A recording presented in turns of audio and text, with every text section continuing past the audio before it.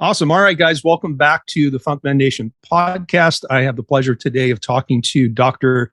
Melissa Longo, who is situated way up north in Collingwood, Ontario. Is that right, Collingwood? You got it. Yeah. Yeah. I'm so glad you took time out to talk to me. I know you and I have known each other for a couple of years now, and I had the pleasure of writing a testimonial for you for some of the new work that you're doing. I actually copied and pasted because I figured like it might be pretty cool to read that today. But, I thought that I wanted to talk to you for a couple of different reasons, because you're doing something different than a lot of other industry leaders are.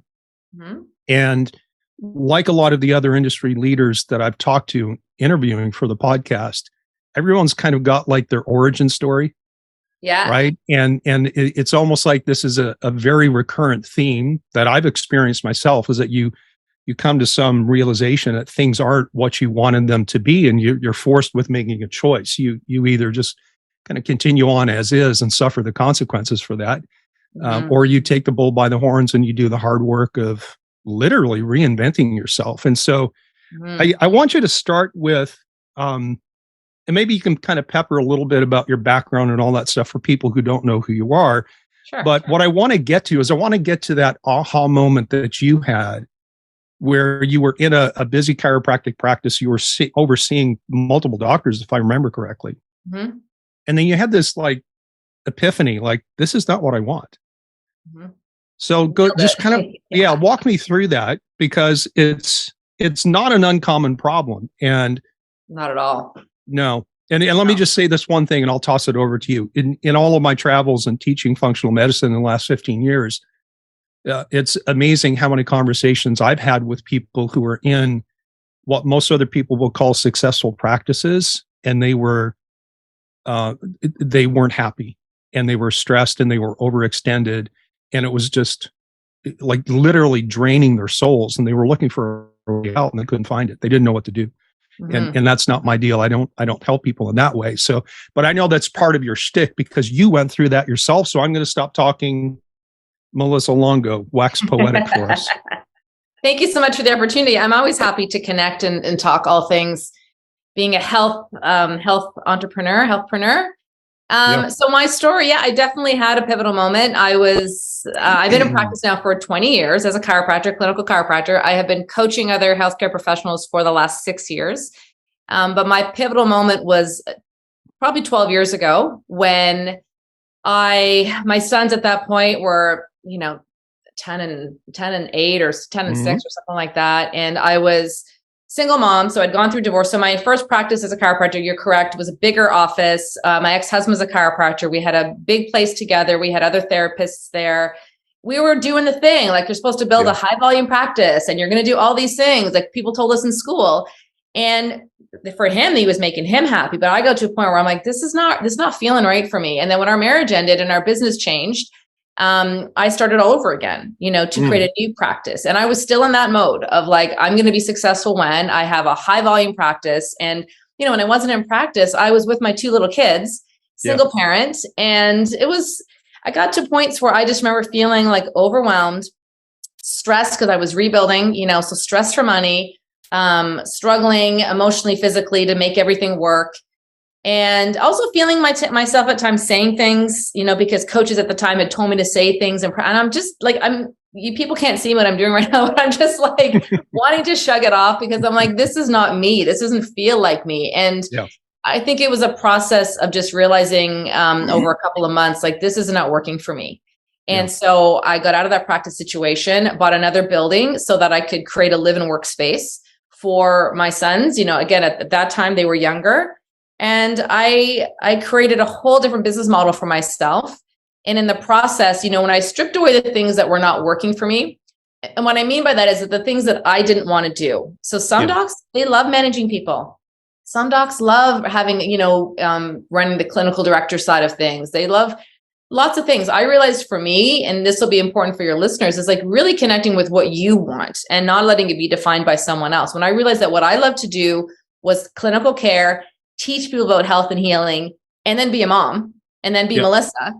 And I stripped away all the roles that I was playing that didn't fit that. Yeah. Everything got better. I mean, my income went up because I stripped away things that I was doing that, even the location changed. But my level of joy went up because I was able to focus on the things that I love to do. I had a television show then. I was doing events in the community. I started doing podcasts and then coaching and really doing the things that give me joy and that I know that I'm supposed to be doing because I feel good doing them and I get, the results are there. So it was definitely a moment. Fast forward now, I would do it all over again to go through that process of discovery, of self-discovery. And just to touch on quickly what you said at the beginning, when you travels and what you're observing, I have the same conversations consistently. When I was doing my podcast, Rockstar Doctor Life, over 180 episodes, I had some very interesting conversations before and after the recording. So I was talking to docs who were in massive practices, who then would see my setup and would say to me, and these are people that I even looked up to. Yeah. God, I wish I could do what you're doing. That looks really great. Right. I hear that all the time. And, I told this, it's a very short story, but I told this yesterday. I did interview with this guy, James Maskell, that I was telling you about just before we started recording. And I was teaching a functional medicine seminar in Manhattan. And we were on a break and this young couple came up to me and said, "Hey, can we talk to you privately?" And I'm like, uh-oh, this first thing is like, okay, what's going on?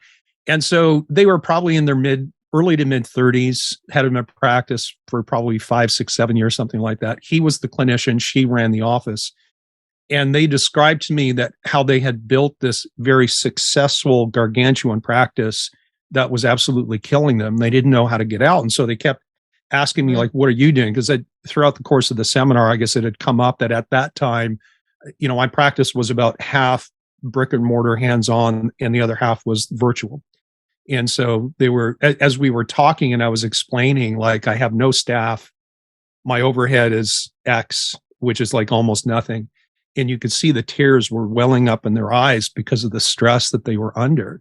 And that's not to say that big gargantuan practices aren't someone's idea of success. And maybe that's a good conversation to have. Like, what is success? Because you're right, as chiropractors, and I'm sure it's probably true of all health disciplines, right? Depending no matter what your credentials, your licensure is. When you graduate, there's a certain expectation that you're going to follow a path that others have set out before you. And very well, you can put 10 chiropractors in a room together. And very quickly, the conversation becomes about who's got the biggest clinic, sees the most people, bills and collects the most money. And it becomes a big, what measuring contest. And I never fit into that personally. And I think part of the reason for me, and I'd like your insight on this, I'm an introvert. And I misunderstood what an introvert was up until several years ago. And I can't remember where I got clarity on this, but I can be the guy for a weekend. I can go teach a 3-day seminar and engage with 30, 40, 60, 80 docs over a period of 3 days and be on constantly. But when I'm done, I'm completely wiped out. As opposed to an extrovert who would be like Sunday night, they were like, okay, let's go out to dinner and party. I'm like, no, I got to go home and I got to put my feet up and I got to just chill out because that kind of output completely drains me. And so I never was comfortable with a high volume chiropractic model. It exhausted me. And I had 5 young kids when I was in practice. So talk to me, number one, about like, what is success? Right. And then talk to me about this pressure that we all share across all disciplines to conform to a certain idea of what success really looks like. Well, I'm not really good at conformity, so I can't really address that one. I'm rebellious by nature, according to lots of people's opinions, but also knowing myself. And we can talk about that a little bit more. But honestly, I think what that speaks to is just knowing yourself. And you knowing yourself as an introvert. Well, plenty of introverted personalities are very overwhelmed with practice because it's the output of energy. It's not just the physical or chiropractic. It's not just the adjustment.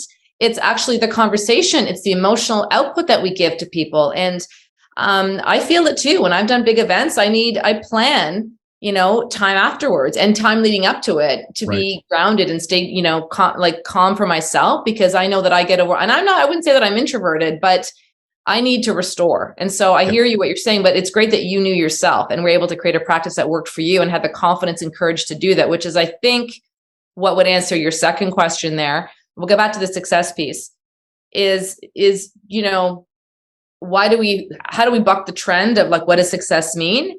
Well, it is having the confidence and the courage to go your own way. And what helps with that is finding the right people to support you along the way. A lot of clarity around who you are. And which also is like, how do you define success? I don't have, my definition of success is living according to my values, right, and making a difference in people's lives. Right. And for me, you know, helping people thrive in their health and life and business is what I do in all parts of my day. And my values are very clear for me. And so when I can make those decisions with who I'm spending time with in my personal life, who I'm inviting into my coaching practice, it filters everything and it makes life a lot easier. So that's me, but I think everyone needs to define their own success, right? I do like pretty things. Don't get me wrong. I do like, I have certain standards of how I want to live. And I know that there's a certain level of income that has to support that. But there's lots of things that don't matter to me. And so I even have this conversation with my sons. I'm like, you need to figure out what kind of lifestyle you want.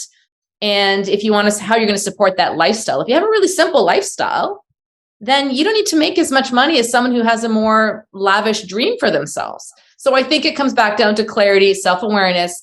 I encourage my clients to define their level of success in different categories. So that your relationship success, your health, your business, like your finances, but your impact, right? Your connections, like how are all those things working for you? Because as you know, you just shared that story. There's plenty of people that have these massive practices that they don't like. They have so much stress that goes along with it, or they have no time for their health. They've got, you know, and I hear about them because they're my clients, like things that they're struggling with. And so to me, you know, financial wealth is not the only metric for success. I do think it has to be a very personal conversation and one that should be given ample credit, ample time to discover. Yeah, I totally agree. And I remember this is back when we actually had cable television. We haven't had cable TV since our kids were young, and they're all grown and having babies now. And I do remember a commercial. It was kind of like a suburban area. It was a nice house, a couple of cars in the parking lot or in the driveway. And this guy was on a riding mower mowing his lawn with this big pasted on smile on his face. And the whole commercial was about being in over your head financially. And, you know, the guy was like, the final line was he was driving across his lawn and he looks at the camera and goes, "Somebody help me." And, you know, it doesn't matter. It no longer impresses me to hear somebody say, "I've got this big, massive practice and blah, blah, blah." Because I've been involved in practices like that. In fact, when I moved to Florida, I joined a practice and we grew into I would say a mid-sized multidisciplinary practice where we had 8 different practitioners of different types. We had 30 odd staff. We were billing and collecting an awful lot of money, but the stress and the amount of money that was left over at the end of the month, you really have to kind of wonder whether or not that was worth it. And when I started to shift and change my priorities and connect with, to me, what it meant to be successful. And it's so much more than just your production as a chiropractor, a medical doctor, a naturopath, or whatever. I started to realize, especially traveling the country and talking to people, is that with a low stress, low profile practice like mine, I had as much or more money left over at the end of the month as some of these guys that were doing $60,000, $80,000, $100,000 a month in revenue. Yeah, and absolutely, because their expenses are higher. Right. And so to me, I kind of grappled with that. But let's go back to this idea about the pressure to conform. I know you're a nonconformist, but that doesn't mean I haven't felt it. I mean, look, I just told you at the beginning, like my first part of my career was how I dressed, the things I was saying. Like I was told, like, you're going to be happy. This is what's going to define you as a successful chiropractor. Yeah. And I really had to spend some time unwinding some of that programming that I had been given. Yep. And so this desire to conform, we're wired. We all can say that we don't care what other people think, or we have to care about, but that's not true. Scientifically, biologically, it's not even true. We do care what people think about us, but the difference should be you caring about the right people, right? You can't care what some stranger thinks about you. what my partner, my kids, my family, like my best friends, like, of course I care about their opinion because they know me, like me, trust me. There's a different relationship there. So being able to filter, yourself and what matters to you in amongst all those other relationships can be really challenging for people. Right. And I want to make comment, like, there's lots of people that don't have that kind of supportive environment around them. And so I'm sensitive to that. If people are hearing this and saying, well, I've got, this situation.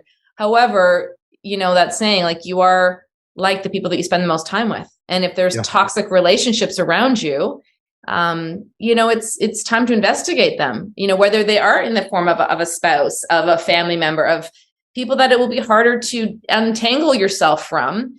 Those relationships matter, and they can have a profound impact on people's ability to go their own way and to follow their own definition of success. The unfortunate part for some is they will hit a crisis. There have been lots of healthcare professionals that know better. They know how to be healthy, and yet they're forgetting to take care of themselves until, the body says no.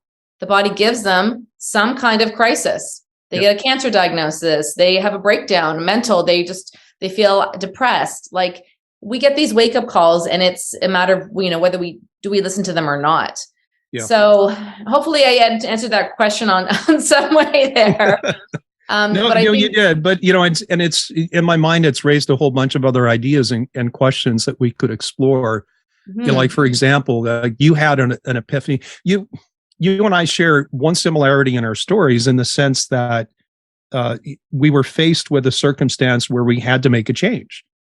Mm-hmm. And, both you and I could have duplicated what we were doing, just do it with different people in a different place. Or you could take the time to reflect and go, okay, now I can craft things the way that I want to. And I would imagine that there's two very broad general categories of practitioners.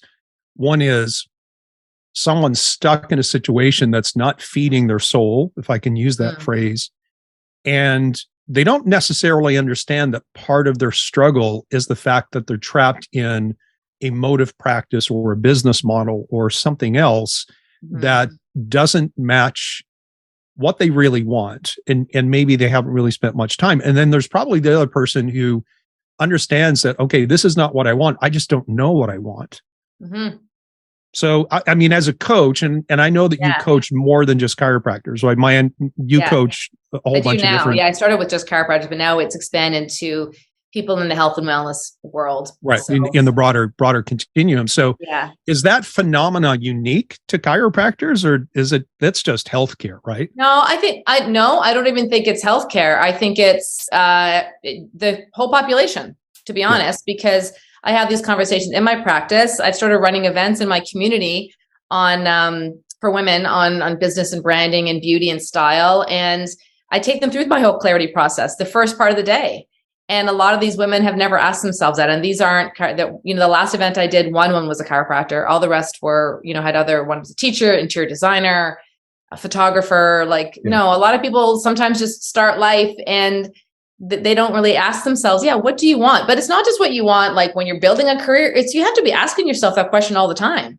Yeah. Like, checkpoints with yourself, like every year people set these resolutions, or like, well, how are you evolving? Like, what you said you wanted last year, is that still what you want this year? Yeah. Your kids are getting older. I'm sure you went through this as your kids, and you have grandkids now. So when you went through these milestones of having young kids to then teenagers to then out of the door, like, who we are as practitioners even evolves because our time shifts. So if you're not always checking in with yourself about who you are, what you want, and then I know you want to talk about branding at some point, and then not even like messaging yourself effectively, there's a disconnect that will happen, and it's not great business, but it's more importantly, it's not great for the doctor. But something that I think just came to me when you said what you said previously, this was like, well, I got to a point where one of my coaches said to me, and I was early on after I went through divorce and was rebuilding my practice, he said, no one's coming for you. And it was a bit aggressive at the time, but I remember it hit me.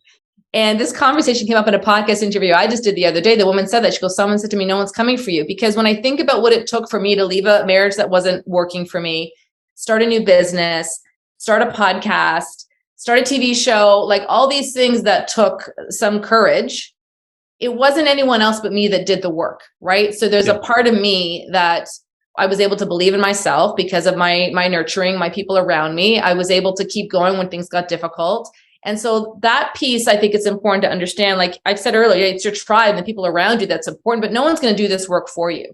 No one's going to hold your hand while you start a podcast. You can have a coach help you, but no one's actually going to be there and do the work. Right. And funny thing is, last night I was with my girlfriend and we got talking about this same kind of conversation, and we were all laughing about this Snoop Dogg video. And I don't know if you've seen it, but it's quite funny because at one point in the speech, he says, "I want to thank myself." He's like, "I want to thank myself for never quitting, for working more hours than I should have, for always believing in myself." And he goes through this whole thing. I think he was giving a speech for, I don't know, graduate. Look it up because it's really funny. But that's the truth of it, is if you're hearing this today, like, what are you doing for yourself? And are you believing in yourself? Because no one else can give you that. It has to come from you. You know, it strikes me that that's not unlike, the aspects of clinical practice where, especially in functional medicine, I think it's different with hands-on modalities like chiropractic, because patients can't adjust themselves biomechanically correctly. I mean, they could crack their neck, for example. But in the kind of work that I do on people who would be listening to the podcast in functional medicine, we all know that we don't fix people. They fix themselves. We're just there to guide them through the journey, identify their obstacles, and help devise strategies that they execute to fix that. So it seems to be kind of this universal phenomenon. And I hear what you're saying, that this whole thing about feeling trapped and not having clarity, not having a vision or knowing how to execute it, it goes way beyond just the profession of healthcare. How much do you think would change if the thought process that you're espousing now and what you've built into your coaching programs, how much would change? Let's just keep it in healthcare. How much would change if medical students, chiropractic students, naturopathic students, oriental medicine students, nutritionists, dietitians were taught this in school and they came out into the professional environment already knowing this stuff? Because it's it can be quite painful to have to figure it out, right? Necessity is the mother of invention or reinvention. Sometimes you got to go through some pretty heavy, costly things to get to the point where you're like, okay, I got to figure this shit out. Forgive my language. Yeah, I think it would be, it would be a game changer for some people. I'm absolutely in agreement with you. Sometimes you don't know what you actually want in practice. Like you and I had the experience until you realize what you don't want.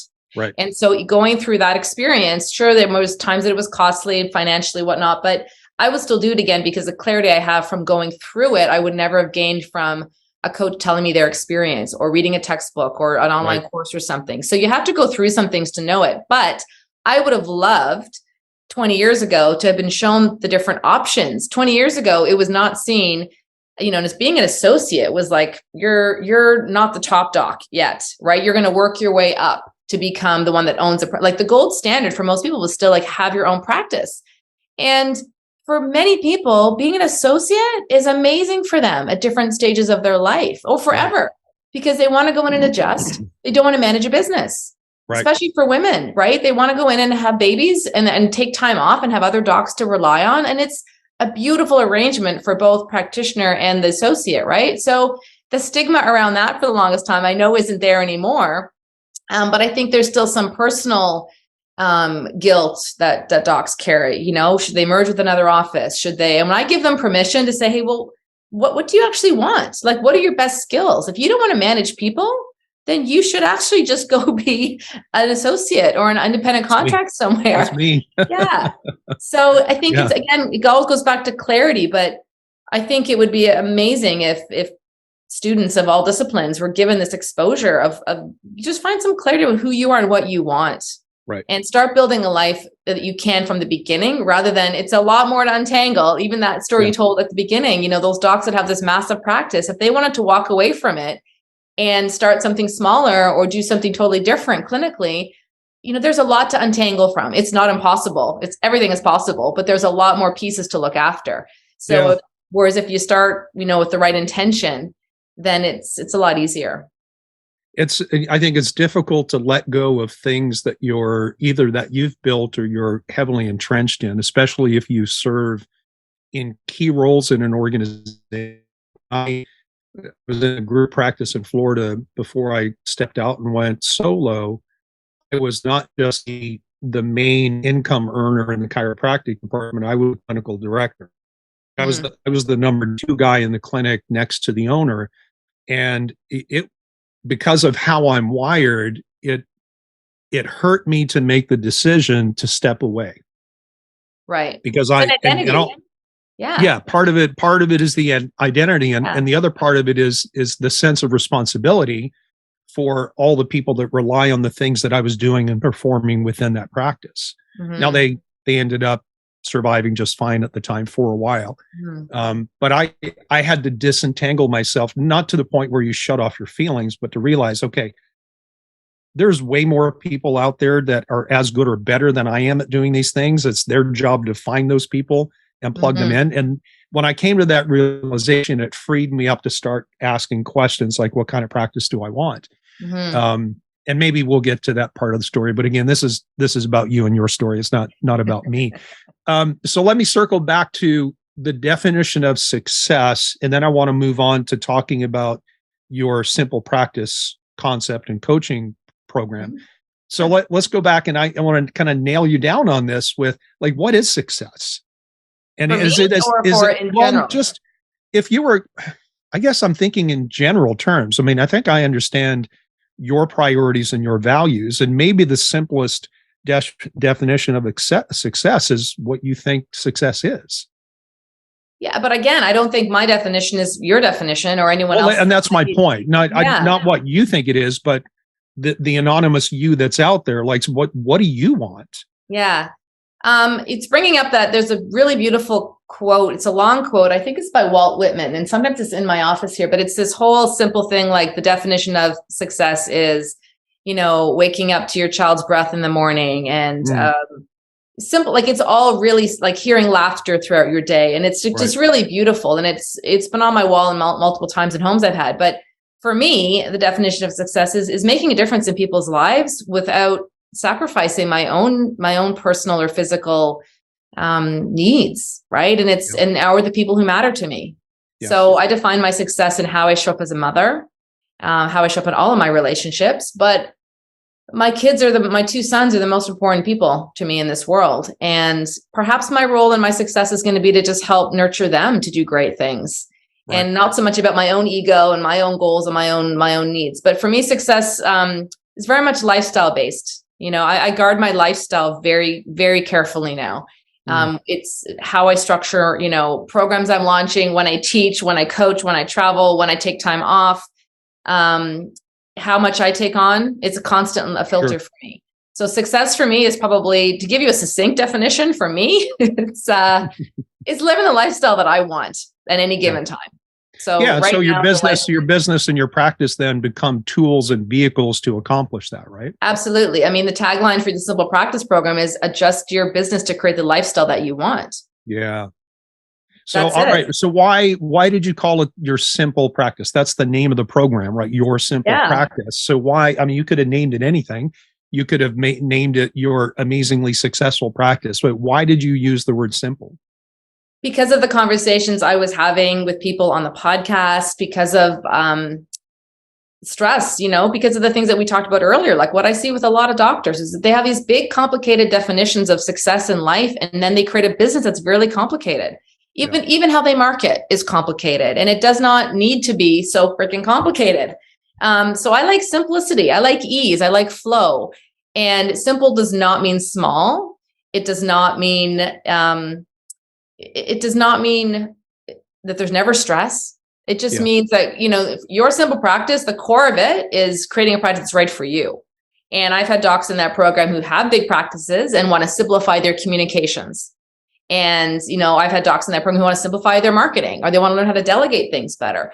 So it's just, no one wants complicated. So I don't think anyone really wants complicated. And I think even now more than ever, after the last couple of years that we've had, I think people are craving. There was a lot of stress and trauma that happened in the last couple of years, but there was a lot of gifts that emerged out of that too. You talked earlier about the identity shifts that a lot of docs had to go through when they couldn't practice because they were forced to close their offices. I was fortunate that I was already coaching at that time, so I was still busy. I had something to do every day, even though my clinical practice was closed. But it's the idea of creating more ease in your life. A lot of docs went through the process of realizing their kids were home more. They want to spend more time with their kids. So how do I shift my practice hours or my location so that I can actually be the kind of parent I want? I think a lot of people had some of that, those aha moments in the last couple of years. So the focus on simplicity is just streamlining and simplifying things, and so that it gets to the core of who you are, not necessarily so that it can be small, it can be big, it can be anything that you want. Yeah. So I think that a lot of people do what I've done in the past, and this is kind of, you mindlessly walk through life, going through the motions, particularly if you're involved in some kind of an industry or profession that really kind of has this normalized definition of what success looks like. You just kind of automatically buy into that unless you have a strong streak of bucking the system, kind of like your nature, for example.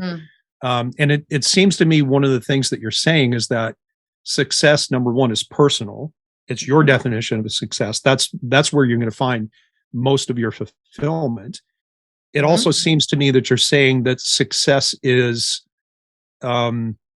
malleable in the sense that it might be relevant to consider what success means at different stages of life, where your roles might change and your responsibilities might change.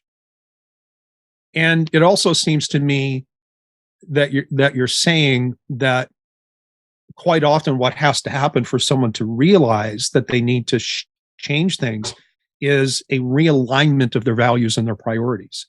And it seems to me that it would be far better to actively or proactively engage in that process rather than waiting for something to happen that forces your back against the wall.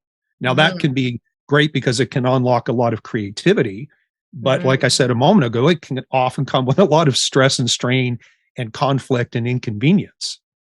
So talk to me about those things. I just kind of like, bleh, but it comes back to your why, right? Knowing you. I mean, I do a lot of things, but I don't feel stressed very often. And that's because I've curated a lifestyle that really works for me and fills my soul. And it's easy for me to stay up late sometimes and write copy for the new website because I'm excited about it. And it really connects to my heart and soul. But that's because I know and I'm clear on what my why and my purpose is, right? And so I think that's another piece that docs need, or all practitioners need to look at. But the value piece is a big one. And a lot of people, my experience with teaching people or encouraging them to investigate what their values actually are in their business, in your personal life, as a parent, because they can be different. It's a game changer. And it's also been a really challenging process for some people, more so than they thought. They think they're going to just sit down with their list of, oh, this is my values. And they realize, well, no, actually, there's 100 of them here. Which are the 5 ones that mean the most to you? And when you can really distill that down into that process, it really it simplifies your life. One of my top values is health. So it filters everything that I do. What I put into my body. Am I going to move every day? How much rest am I going to get? Who am I going to spend time with? It just filters everything, the kind of people that I want to associate with. It's just part of the decision-making every single day. And also another, like a simple way, we're going to go to a restaurant for dinner and it's fast food. Like I'm going to say no. I'm just easy for me because I'm like, thank you. I'll meet you after. Right. Sure. Like it's a way to, someone said to me years ago, like knowing your values, they're like the doorman, right? The doorkeeper to like parts of your life. And it's completely true. So I think, as you said, like defining success, and it is personal, it is malleable. There's things that I'm doing now that I would never have been able to do 10 years ago because my kids were younger and I wanted to be present for them. And I want to do that again, depending on my definition of what a good mother means is me, not to necessarily what someone else is going to mean to them. So I think clarity around your why and really knowing your values can make things a lot simpler. And is that the clarity process in a nutshell? Because I know that one of the things that you start with in your coaching program is, okay, let's get clear, number one, on what you're building and why you're building it. And that literally is step one for you? Yeah. I mean, it's a little bit more of an involved process, but there is probably the number one, if you go on the website, drmelissalongo.com, the number one free resource we have that ever gets downloaded is called Creating Your Own Rockstar Doctor Life. Because my show is called Rockstar Doctor Life. And it takes people through the 3-step basic process. It's a hefty workbook. It's 15 to 20 pages, but it's a great starting point. It's completely free. So if this would help, your listeners, go grab it. But yeah, the clarity process is definitely starting with, well, who are you? And let's be real, you don't find out who you are over after one workshop or one conversation or one book that you read, but it's an ongoing process. You can go to retreats, you can work with therapists, coaches, mentors, your partners, your family. Like, it's a constant, evolution of asking yourself, well, who am I? Who am I now? How am I evolving? Yep. Do things that matter to you now matter the same way they did before? Yeah. So it's not necessarily an easy thing, but it's a powerful thing to get started with, for sure. Yeah. Yeah. That's wonderful. That's wonderful. Let's merge into branding. And you said something about 15 minutes ago that made me think that, at least in your mind, things like having a compelling why, understanding your values, your priorities, and your branding and your messaging are linked together. Right. 100%. Yeah. So I don't know if this about me, but my undergraduate degree before I became a chiropractor was in business and marketing. And I worked for a couple of advertising agencies in downtown Toronto before I moved to the States. Nice. So my background is marketing and advertising. And so I understand branding. It doesn't mean I'm good at it. Yeah. Right. I mean, I understand it. And one of the things that's really struck me about you, not just in say video conference calls like this, but seeing the things that you post on social media, looking at your website, there is a consistent look and feel that is, I would imagine, the brand of Melissa, Dr. Longo. And so I have a couple of questions about that, and some relate to just branding as a concept and where that fits into the process of creating the business and the life that somebody wants. But I also understand that, like, I'm not naturally gifted in that area at all. Yeah. And it's probably most evident when I come out of the bedroom dressed and my wife goes, go back and change. Those don't go together. Yeah. But you seem to have this natural style that to me is quite evident. So where does, let's start at the big picture and let's just talk about branding and let's talk about the importance of that, because I think so many people miss that and they just think, oh, well, all I have to do is like download a WordPress template for my website or go to Canva and at random pick some template for a social media post, something like that. Yeah. Like, it's a big deal, but how big a deal is it? Yeah. And how much effort does it take someone who's not naturally gifted in that area, which I think you are, and you can correct me on that. I think it's one of those things where, you have eyes and skills, and some people love fashion and style and design and aesthetics, and some people don't. So there's lots of people that are willing to support you and can help guide people through the process if it's not something that they're into. But I think it's also important to understand, like, branding is not just one thing. So, you have training, let's say in product branding, business branding, like my practice brand is not Melissa's brand. Like, personal branding is still a little bit of a newer concept, right? I mean, so for me, I have my personal brand, but then it's the practice brand. There was the podcast brand. There's different elements that all have their own kind of story to them. Right. However, as you said, and I appreciate the feedback, it is all cohesive. It should all fit together. And a lot of practitioners we go to school to learn what we love to do clinically. Yes. Just like you're not trained in how to manage people in HR, maybe on finances and how to manage things, how to market. Like, a lot of docs have never been taught this stuff unless you have a personal interest in it. So working with someone that can pull it together is really helpful, because it absolutely is more than just picking up a Canva logo and going with it. And the reason I've loved doing some of the branding work, and it does start with clarity, like what you said initially there, you absolutely, with every event that I do, every coaching project, it always asks people, like, well, who are you? What are we doing here? Like, because the more I know as a coach, the more I can help them. But it starts with clarity. And what I love about doing branding with docs is that when we can connect who they actually are with a design, with an element, with features that really connect with them and represent them, and let's say it shows up in how their website is designed, they own it differently. Like, they show up differently with a sense of pride. And then we even take it a step further, say, okay, well, if this is who you are, like, how are you presenting yourself? Like, what's your sense of style and like your whole vibe? Like, are you being someone are you dressing in a way that makes you feel good every day? Or are you putting on something because someone told you to wear, that outfit to work? Like, And I did that for years too. Yeah. So I think that's heartwarming to me when I see people light up, when they see that they're just showing up as more authentically themselves. And authenticity is a bit of a overused word, I think, but it is the essence of it all, right? If you can 100% be who you are in your business, in your relationships, in just day to day. Like, I'm the same person. I don't swear, obviously, in my practice. I'm kept it pretty clean here today, but a lot of the energy that I bring and who I am is how I show up in every situation. And that makes my life, again, simpler. I'm not going to try to put on a persona, in one environment versus another. And it makes it simpler too, because you attract the right people to work with you. Mm-hmm. And also, even at like speaking engagements and stuff, like, people are going to ask me to come because they already know who I am and what my vibe is like. And so it streamlines the whole process, and I think adds so much more joy to people's life. The fastest way to an unhappy life, I often say, is not being yourself. It's trying to be someone else. Yeah. So, would you ever, and along that line, would you ever coach somebody to choose a branding approach? I don't know how to phrase this. Let me back up.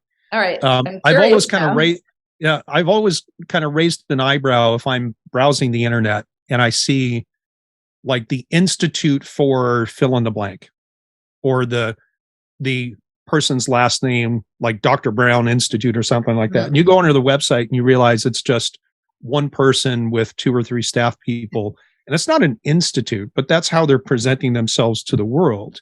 Mm-hmm. And so there's like a big disconnect, because the word institute means something to me. I would imagine most other people would think at least along similar lines. And, to me, a single practitioner, I would never call myself an institute, right? I have a small practice, but so what's the importance of authenticity? Yes, thank you. I was struggling for the word, like just not being someone or something that you're not. And how you present that out to the world.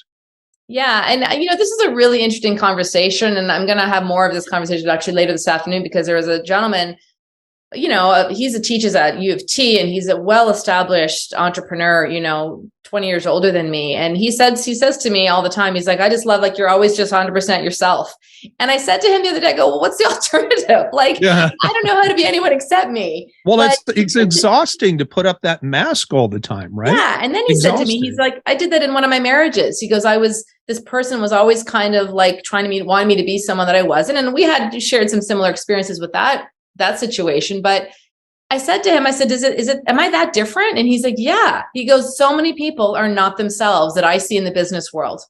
So many people. And he teaches that again across the world at different colleges and universities. And so if I have any more insight, I'll let you know after our conversation today. Yeah, but people can see through people can see fakeness, right? And how many times, and this is probably the facade of social media, you see someone's photo of them and their wife and everything looks great. Well, probably things are not great, and especially if they're telling you if it's great. If they're always telling you, hey, this person is the best thing ever, like, are you telling the person that, or are you just telling the world that to make yourself feel better?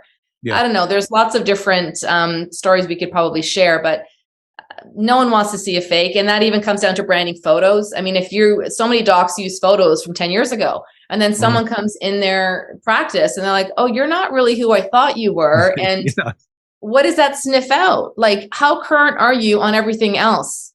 Yeah. And so they don't realize that might be a detriment to how they're showing up, but it goes deep. The whole branding conversation could go quite deep, but it's amazing when you get it right. And then you're consistent with it. Would you say that the importance of branding has magnified in the era of social media? Probably. Yeah, I think yes, because there's influencers and, you get approached to do things based on your brand.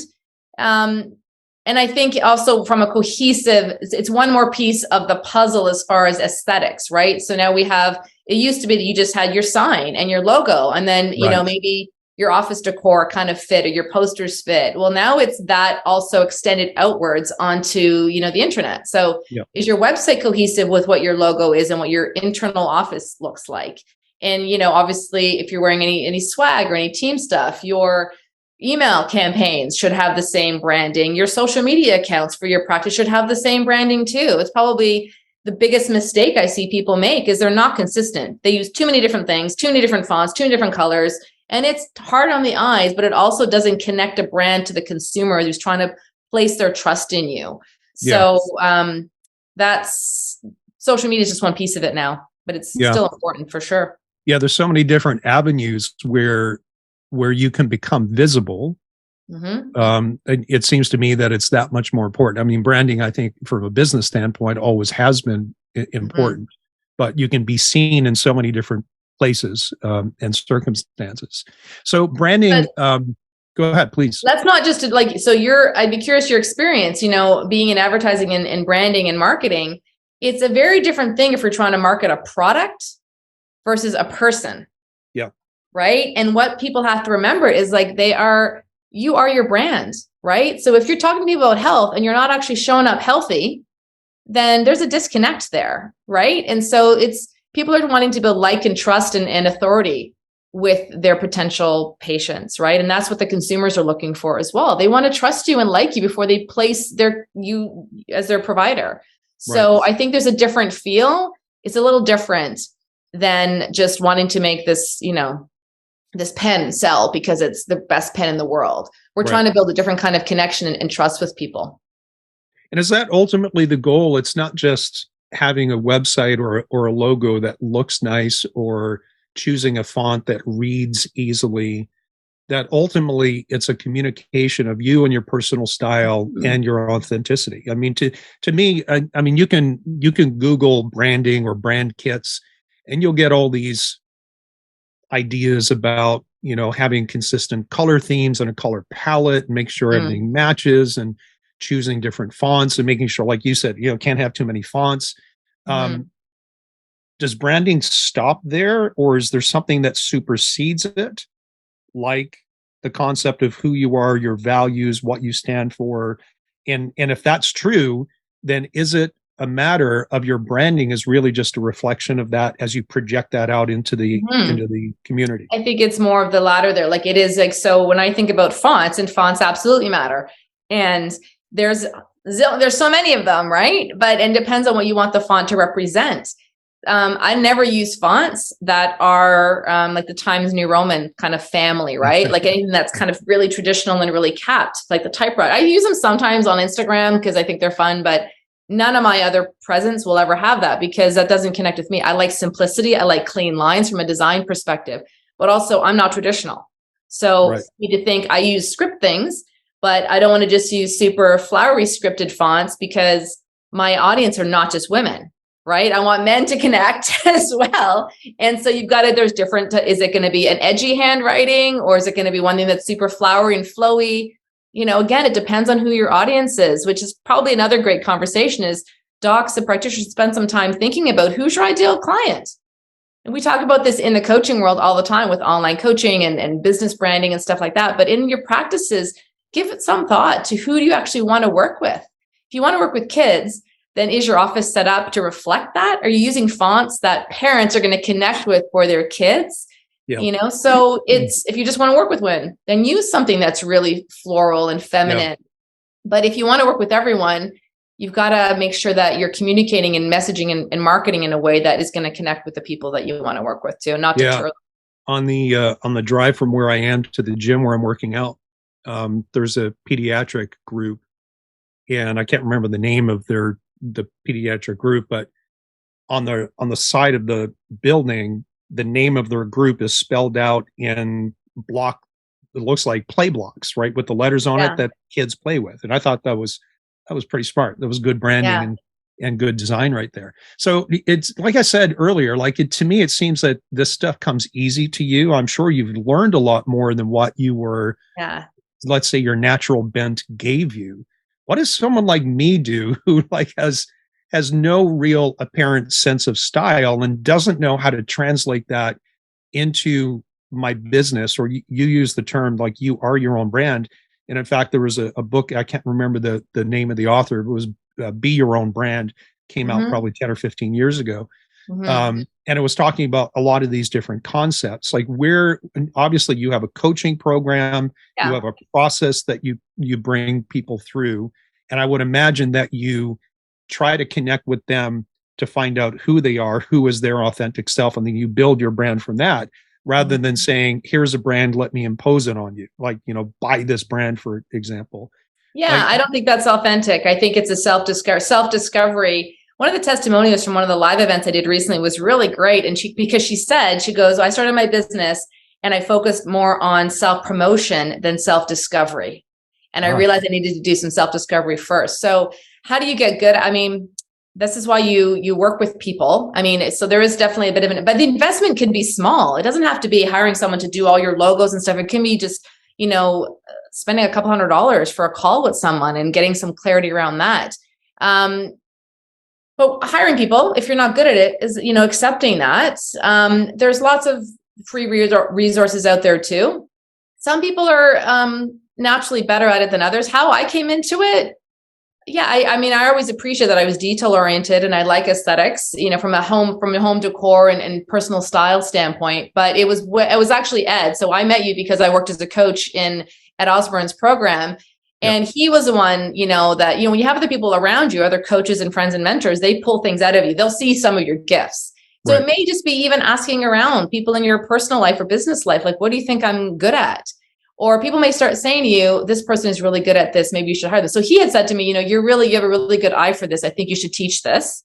And so it was a little bit of a push that I really couldn't say no to because I was subcontracted to do the work. So sometimes you're trusting the other people around you to see things that maybe you're missing.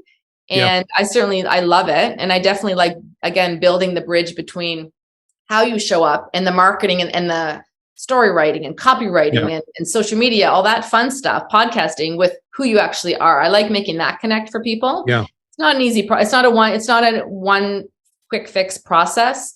It's an ongoing evolution. You shared the story there about the kids' practice you see. Well, I think about my dentist who, he's in a practice for 20 years now too. And his first practice logo was Dr. Miller Family Dentist. And it was in a blocky logo because at that point in time, he was the only pediatric dentist in town. Well, now I've watched his logo change 3 times. Now he's doing a lot more restorative care. He's doing whitening. He's doing TMJ stuff. He's not just focusing on pediatrics. And so his branding has completely changed. Right. And I think it's worth noting that it's okay to evolve. You should be evolving with your clinical skills, with your interests, with your stage of life that you're in. It doesn't just stop. It's ongoing. And that, that's a whole different conversation. Maybe we can have you back to talk about that, like the metamorphosis through practice, because I'm sure that you have, it's clear just through conversation that you've gone through evolutions and change, sometimes by necessity, sometimes by design. One of the things that really struck me, and this kind of goes back and touches on my story about how I got on the path to where I am now, it was never really out of, I had a vision and an idea of what I wanted to do. In many ways, I'm where I am now because of this winding, meandering path and the sum total of all the choices that ended up in a place where, like, I'm pretty dang happy with where I am right now. Yeah. But I had an interaction, my very first functional medicine patient, because I was in transition between the group practice and opening my single practice. I met this lady at Starbucks because I didn't have an office and she was desperate. And she bought me coffee. We talked for an hour. And at the end, she said, how much do I owe you? And I said the first number that came into my head. She pulled out her purse, wrote me a check, and handed it to me. And as soon as it touched my fingers, I had this epiphany of, my gosh, my practice can be anything I want it to be.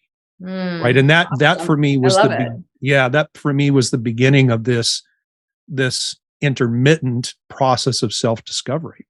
I know I love this conversation because it's gone this way and that way, but it keeps coming back to some central and core tenets about having the life and the lifestyle that you want. And it's not always about being the busiest, billing the most money. It's about that deep soul satisfaction so that at the end of the day, you feel good about who you are and how you're serving in all the different capacities of your life, whether it's as a practitioner, as a spouse or a significant other, a brother, a Mhm. sister, a friend, a parent, right? And we all play so many different roles.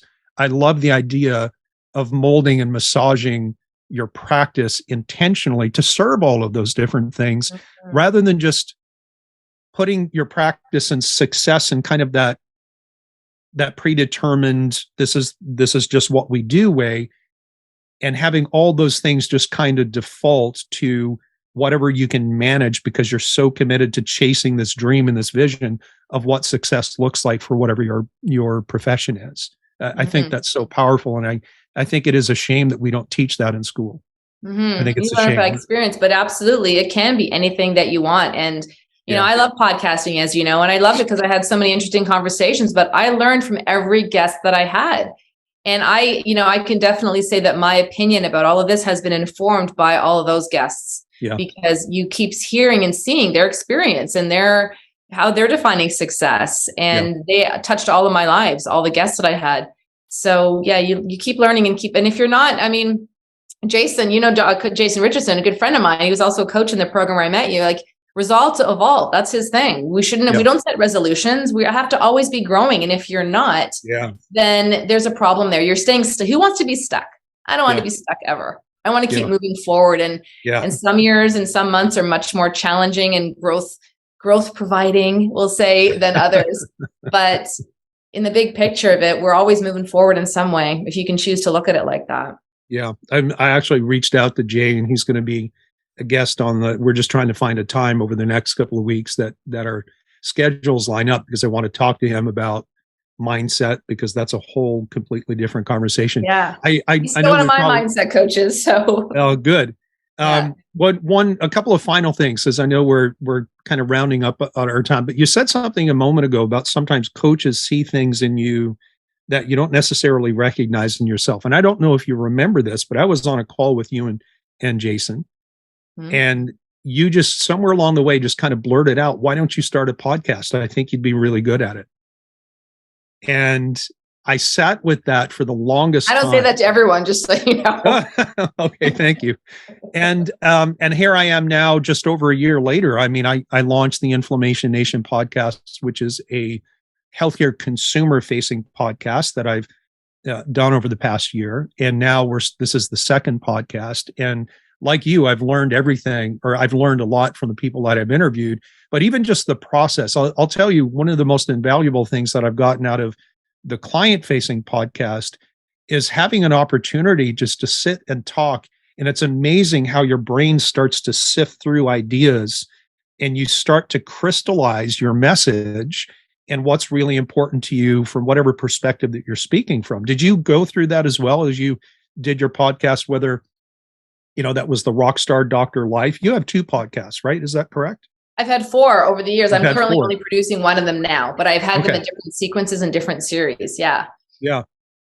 Yeah. So being forced, if you will, to sit down once or twice a week and talk to a microphone about a particular topic, it's been an amazing exercise in sifting and creativity for me. It is absolutely that. I said to I don't tell everyone, because I think it's really important for people, and this is here as a marketing tip for docs. Like, you need to know what your jam is. You need to know what your skills are. Not everyone should do a podcast. Some of them are very boring, and we'll turn them off. Right? Some of them are not engaging. They're not conversational. Like, same with video. Some people are so nervous and they're not uncomfortable. And I will always tell people to get a little bit uncomfortable, because that's where you grow. However, if it's totally not your scene and you're not comfortable, then don't do it. There's lots of other ways to grow a practice that don't require a podcast or video. Yeah. So know your skills and know what's best for you, and then pursue that.